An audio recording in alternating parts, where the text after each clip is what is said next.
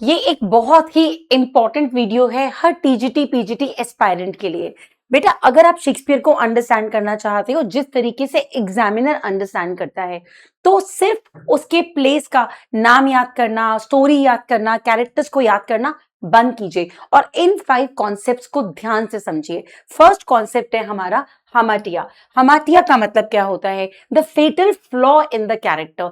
वो कैरेक्टर का inherent flaw होता है जिसकी वजह से कैरेक्टर का डाउनफॉल हुआ। ये कोई पाप नहीं है, उसके अंदर एक कमी है और उस कमी की वजह से, उस फ्लॉ की वजह से उसका डाउनफॉल हो रहा है। अब एग्जाम्पल देखिए, जैसे हैमलेट। हैमलेट का फ्लॉ क्या था? इनडिसीजन। वो अपने फादर की डेथ को अवेंज नहीं कर पाया।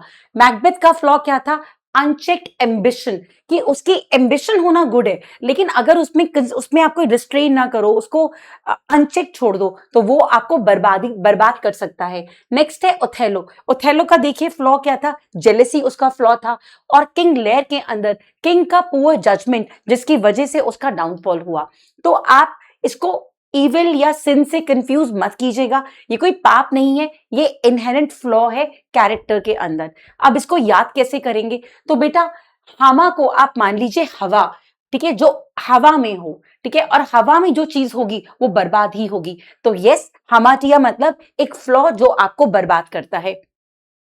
नेक्स्ट है आपका सोलिलोक्वी। सोलिलोक्वी को बहुत सारे बच्चे मोनोलॉग से कंफ्यूज करते हैं। बेटा मोनोलॉग में क्या होता है कि और भी लोग बैठे हैं और आप उनको बोलने का मौका ना देके खुद बोले जा रहे हैं, that is called as monologue. Soliloquy में क्या होता है कि जो कैरेक्टर है वो स्टेज पर अपने आप से बात कर रहा है और ऑडियंस को अपने इनर कॉन्फ्लिक्ट्स के बारे में बता रहा है, बाईपासिंग एनी अदर कैरेक्टर।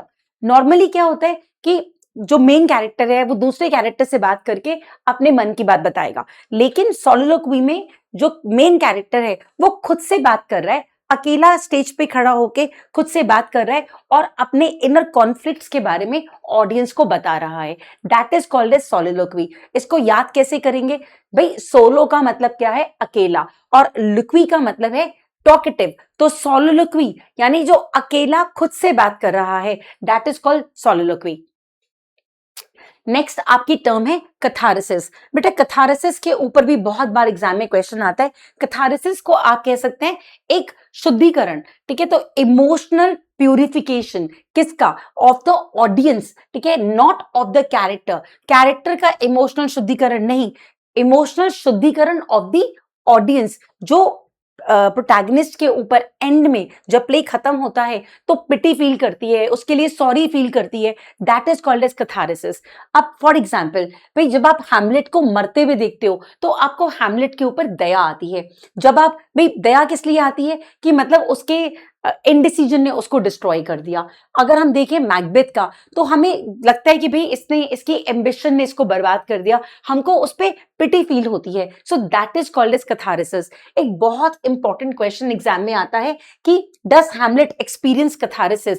क्या ये सही है? क्या मैकबेथ ने कैथारसिस एक्सपीरियंस किया था? नहीं। मैकबेथ क्यों इसको एक्सपीरियंस करेगा?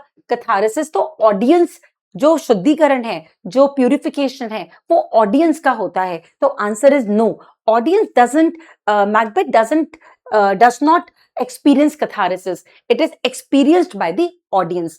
इसको याद कैसे करेंगे?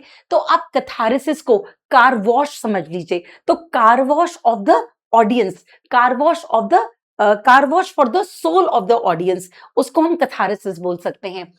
नेक्स्ट है आपका ट्रैजिक फ्लॉ। मैंने बता ही दिया आपको, ट्रैजिक फ्लॉ क्या होता है? एक स्पेसिफिक वीकनेस जो कैरेक्टर के अंदर होती है और जिसकी वजह से उसका डाउनफॉल होता है बहुत स्पीड से होता है। सेम हैमलेट का ट्रैजिक फ्लॉ, उसका उसका बहुत ज्यादा सोचना, हर चीज को लेके वो सोचता है। मैकबेथ का क्या है कि भाई उसके एम्बिशन में कोई रिस्ट्रेन ही नहीं है।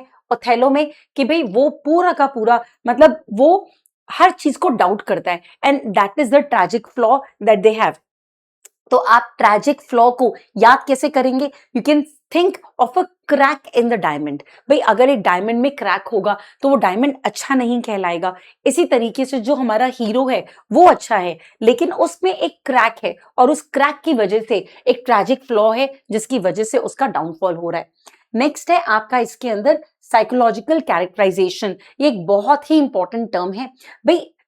जो शेक्सपियर है उसने पूरा का पूरा तरीका ही बदल दिया। अगर आप देखें मिडिवियल पीरियड में और उसके पहले ग्रीक नॉवेल्स के अंदर हमेशा फेट की वजह से हीरो का पतन होता था, लेकिन जो शेक्सपियर है उसने पूरा माहौल ही चेंज कर दिया।